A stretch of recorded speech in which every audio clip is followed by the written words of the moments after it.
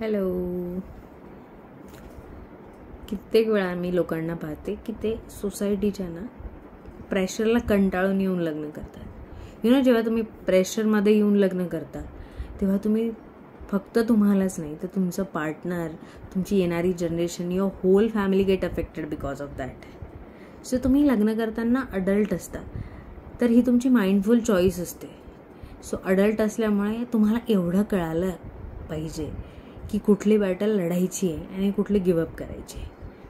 तुम्ही आहात म्हणून सोसायटी आहे म्हणून तुम्ही नाही आहे. So while choosing your partner be mindful.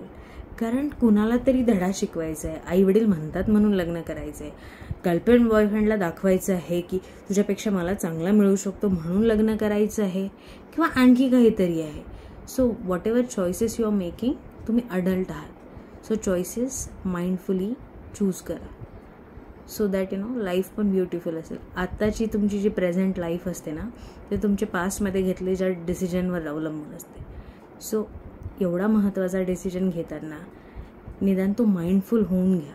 वेळ घ्या, विचार करा, स्वतःची थॉट प्रोसेस, त्याची थॉट प्रोसेस बघा की मॅनेज होऊ शकतं का, तुम्ही कम्फर्टेबल आहात का. नसेल तर प्रोफेशनल हेल्प घ्या. There are lots of consultant, marriage consultant असतात. कारण खूप मिसकन्सेप्शन असतं लग्नाच्या अगोदर खूप सगळ्या गोष्टींमध्ये. सो तुमचं कदाचित कन्फ्युजन पण या गोष्टीमुळे दूर होईल. सो असं काही असेल तर बी mindful while choosing your partner. कारण हा खूप महत्त्वाचा निर्णय आहे तुमच्या आयुष्याचा. सो कोणाच्या प्रेशरमध्ये येऊन एवढा महत्त्वाचा निर्णय घ्यायचा नाही. कारण एखादी वस्तू, जी निर्जीव वस्तू आपण घेत असतो ना घरात, ती पण आपण 10 वेळा पाहून घेतो, 10 वेळा चाचपडतो, विचार करतो आणि नंतर घेतो. सो डूड, हा पण सजीव माणूस आहे आणि त्याच्यासोबत आयुष्य घालवणार आहात तुम्ही. सो त्याच्या बाबतीत एवढं ब्लाइंड का असू शकता तुम्ही. So at least take your time. कधी लागलं तर प्रोफेशनल हेल्प घ्या, पण be mindful while choosing your partner. Bye.